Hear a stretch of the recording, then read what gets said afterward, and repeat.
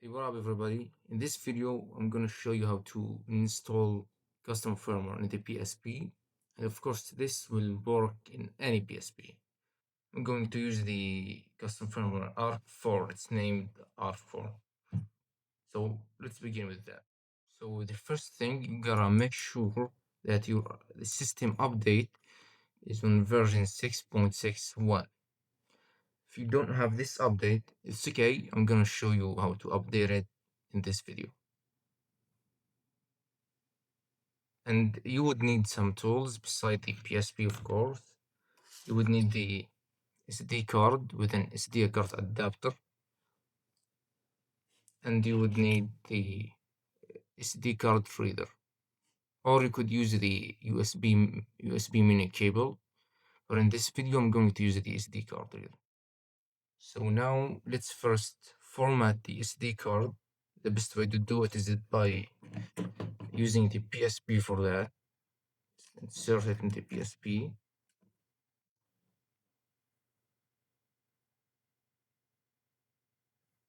Now let's go to System Settings, go to Format Memory Stick, press yes, and yes again. Of course, this will delete everything, so back up anything important if there is. Now I'll put my SD card in my SD card reader. Now let's go to the PC. Alright, so these are the websites that we're going to need in this video. This GitHub repo is for the ARC4. Here, let's download it and releases, assets, just download arc4.zip file. Alright, and if you don't have the latest update, as we discussed, you're gonna have to download it. Here, if you have PSP 1000, 2000, or 3000, or the street, download this one here. Or if you have the PSP Go, download this one. Alright, I have 3000, so we're gonna download it here. Alright, so these are the files we just downloaded. Let's just extract files like that.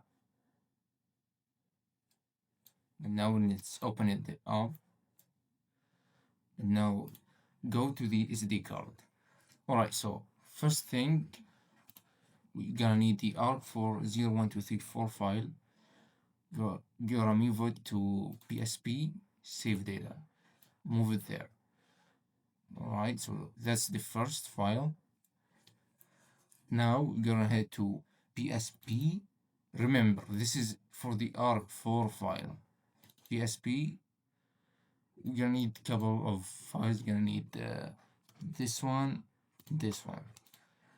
So go to PSP game. Alright, let's get it.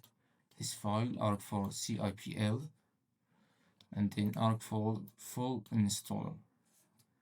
So from the PSP folder in the ARC4, you're gonna need these two files. Okay, and now you're gonna need the ARC4 loader.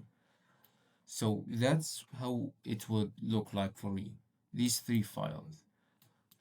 And now if you need to update your PSP, you're gonna create a new folder and call it update, all in uppercase. Then move inside it the update file we just downloaded. And don't forget to rename it to eBoot. EBoot again, all uppercase. And now we're ready. Alright, so let's put the SD card in the PSP.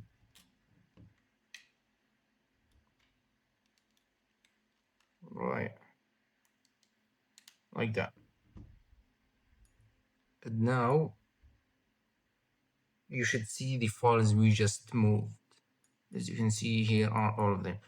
As I said, if you have the update version under 6.61, you have to open this update file. Of course, I'm in the latest update, so that wouldn't work. But for you, it will just update. Now, the first thing, you're gonna run the ARC4 loader.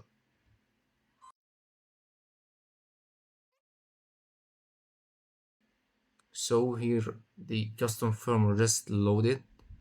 Now here it's just loaded, it's not installed in your device. So if you turn it off and on again, it will go. So if you want to keep up and keep it there forever, you have to continue downloading the SIPL flasher and then the default installer. And let's do that here. Alright, so press X to install. It will restart in 5 seconds.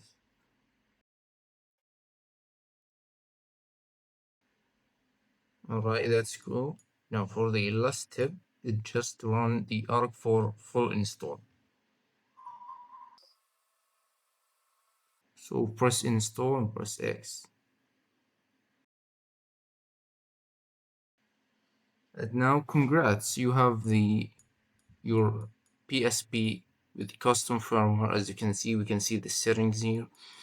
If you went to system settings, system information, you will see the ARC4 it's installed. Even if you turn off the PSP completely, your shutdown device, then run it again, it will stay.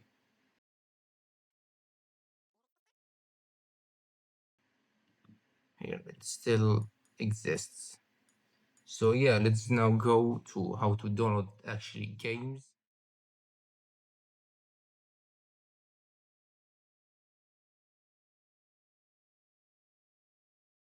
Alright, now let's get into installing the games in the PSP. Now I have this game I backed up, Lego Batman.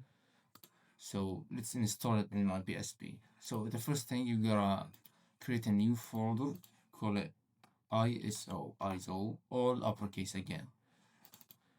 Just move the games that are in ISO extension or ISO files, just move them there. Alright, now let's put the SD card back into the PSP again. That up. Alright. So let's check if our game is there now.